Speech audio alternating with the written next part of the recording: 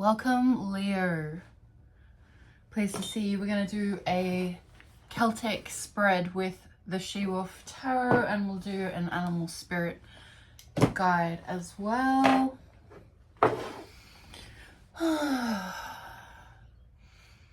Just balancing the energy with some Palo Santo smoke. I adore smoke. It really helps me to tune in.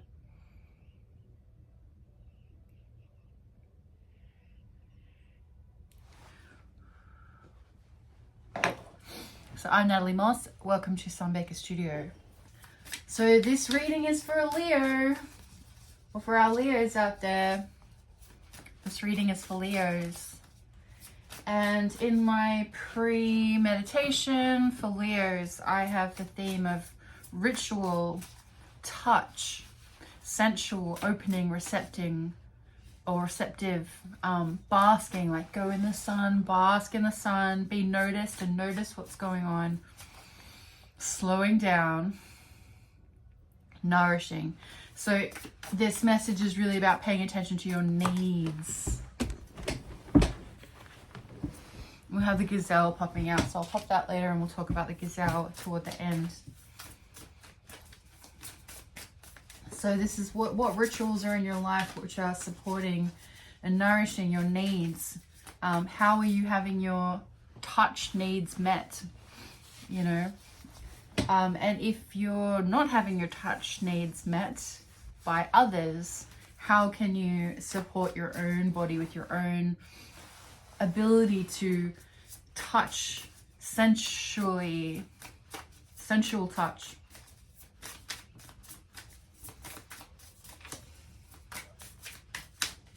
So this could be treatments. I think it's time to go to a day spa or a salt therapy room or a sauna. That's what I intend to do.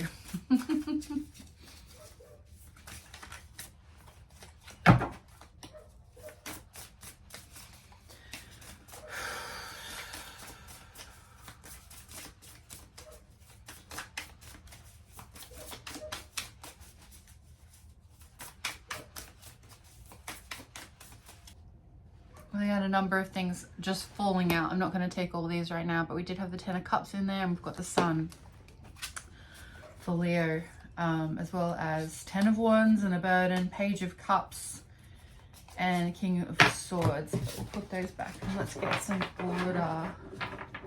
order in the courts. We are good at self-nourishing, also bad at it. Because we're so good at it, I think we can take it for granted. So there's this real extreme kind of hot cold with how the Leo can self-care, and then how it can go into sort of a detriment with how they're caring for one another. Three of Cups, Page of Wands. Let's just get this spread.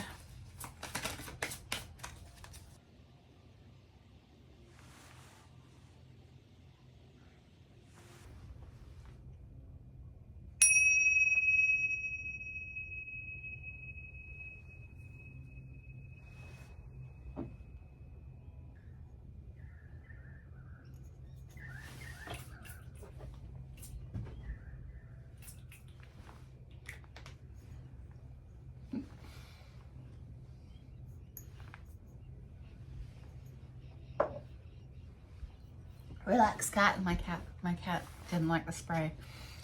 All right, so Leo, let's have a look at your reading. So here in the current situation, we have the Lovers, and this is Gemini energy. So the Lovers, it is at the heart of it about passion and love and connection to our inner worlds and to our inner self. So that message around nourishing and self-love and inner love and inner communication, how we speak to ourselves, what's going on in the center of our world, the way we treat ourselves, the way that our self-treatment is mirrored in the world, how people treat us externally, and how we find and feel that love in the world and that passion in the world, based on that kindness that we show to ourselves and the time to slow down and to correct the pace and to provide that nourishment to self. The challenge that we have over the top of it is this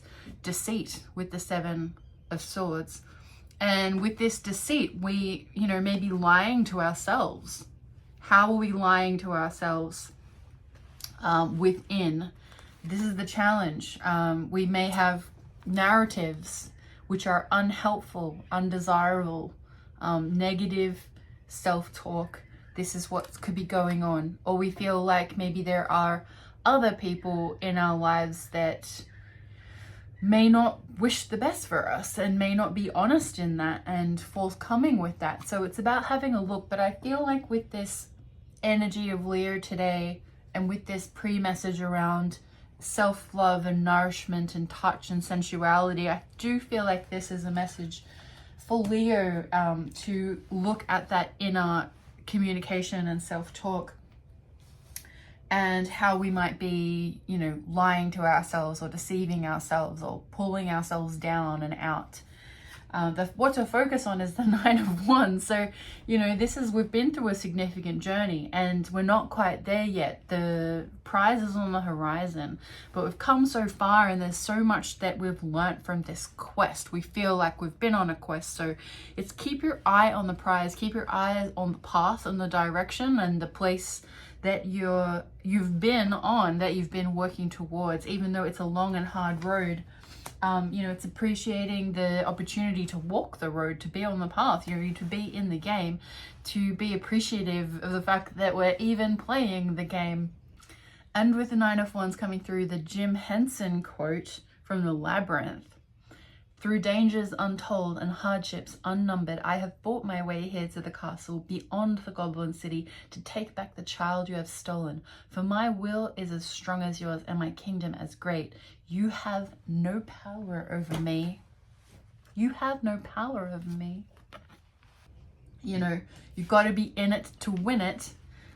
We've got the Sun here as our past leaving. So we might have been feeling quite joyous or on top of the world. We may have felt excited and, things were looking up for us, or there were opportunities and excitement, friendship, companionship.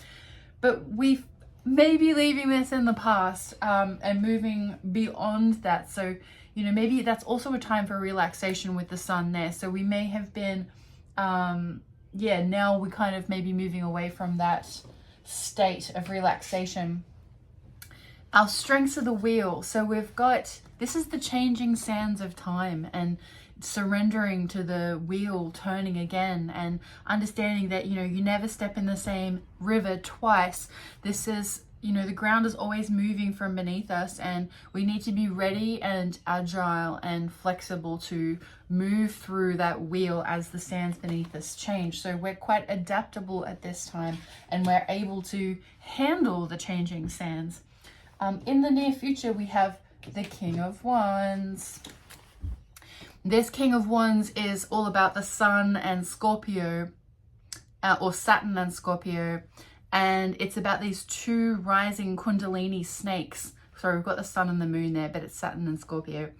And we've got these two rising Kundalini snakes.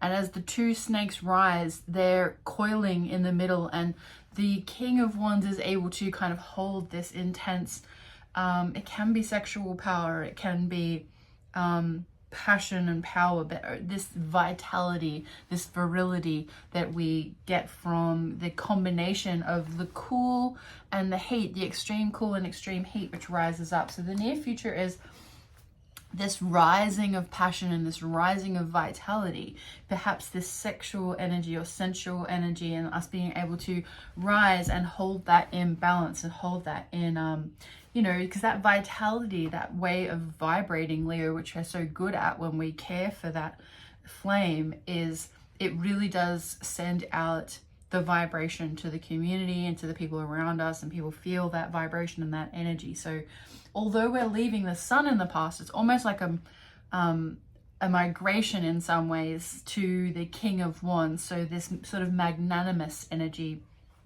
where we're able to be of influence and share this and be of sort of stature and a person that people can look to and, you know, use that energy of, or to bask in our energy and our glow. The advice is Mercury, so this is being careful with our communication, and not only communication but technology. So how are we refining our way of communicating? The words that we use and the way that we speak. Are we, like, let's consider how that is in the world, what we speak into the world, and how we manifest and set intentions and create and alchemize and grow with our words and how we think and speak. So I think it really links back into, you know, that potential for the inner dialogue, which we need to be looking at and working on, and making sure that we're very clear about who we understand ourselves to be and who we want to be, and being really clear with that communication. So it could be journaling and getting that journal, getting the words out on the page. It can be blogging or writing down or simply recording yourself, or, you know, sharing somehow. But Mercury specifically is technology as well as communication. So maybe we are using some form of journaling or video to clarify our way of speaking in our inner dialogue and how we express ourselves outwardly.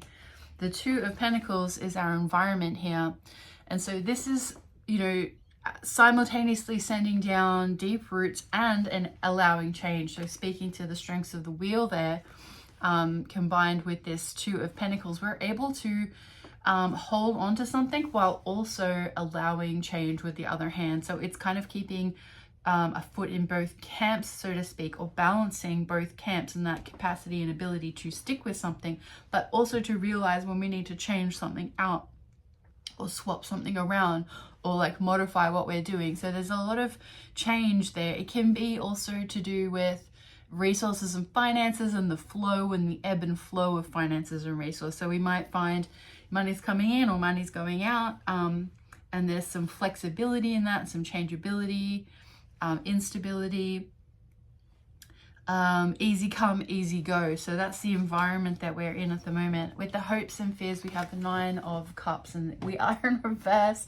And so with our hopes and fears, it's, you know, that wish fulfillment. Are we going to get everything that we ever wish for? Are we going to get like that one thing that we wish for? Like, do we even have the power to ask for what we want and get what we want? You know, is it all a lie? Is the challenge of the Seven of Swords and that deceit, are we fooling ourselves? This is the fear that we have. We want to have the wish fulfillment. We want to be able to manifest and clearly guide ourselves into that wish fulfillment, but we're afraid of it at the same time. Being clear about what we need to step into. So that, going back to the advice, be very clear, get your words in order, get your thoughts in order. And with the potential outcome, we have the Three of Cups. So Mother, Maiden, Crone. This is, you know, the wise ones, the three fates. This is the fates. This is leaving things up to the fates, but it's also, you know, our friend groups and our network. And so the potential outcome is that we're not needing to do this alone, and we're not going to do this alone. The potential outcome is that we have comrades and sisters or brothers, or, you know, family, chosen family, which will be coming in to the potential outcome. So we'll work together with other people. And so this is the path that we're on for this month. This is June 2025. This is for Leo. However, if you have read, you know, connected with this at any time, it will be applicable. For the animal spirit, we have the gazelle and we got the owl as well. So the gazelle is about vulnerabilities and high sensitivity. So we're noticing everything. We're really vigil and agile with noticing. So we can maybe feeling a bit disturbed, like a bit of disturbance is going on, like sounds in the environment, but it's about focusing on safety, focusing on what's important, focusing on the abundance of what's available in front of us. So rather than getting distracted and staying heightened, but tuning into what we do have. So to bring it into balance, you know, you just want a cozy home to do some yin balance activity, and to, hello, you coming up? My cat's here. Woo! Hello. And yeah, eating some good food is going to help to ground the gazelle from that heightened state. And the owl here, we have clairvoyance and this kind of inner knowledge and trust with inner knowing. So it's like that ability to see the unseen, or to see in the dark, to navigate into spaces which other people, you know, can't go. So, you know, we've got a lot of agility here, a lot of noticing, a lot of heightened activity, but also this clairvoyance piece. So what are we noticing in this mystical or spiritual way that we could be tapping into? This kind of like trust the situation, trust what you're picking up and where your antennas are, Leo. So with that being said, I hope you've enjoyed this. And please, if you would like to like the video, share the video, subscribe to my channel, and I'll be bringing you more tarot. There'll be human design information, there'll be interior design information. I'm going to have a lot of fun. This is everything in the kitchen sink. So pleased to meet you and see you soon. Bye.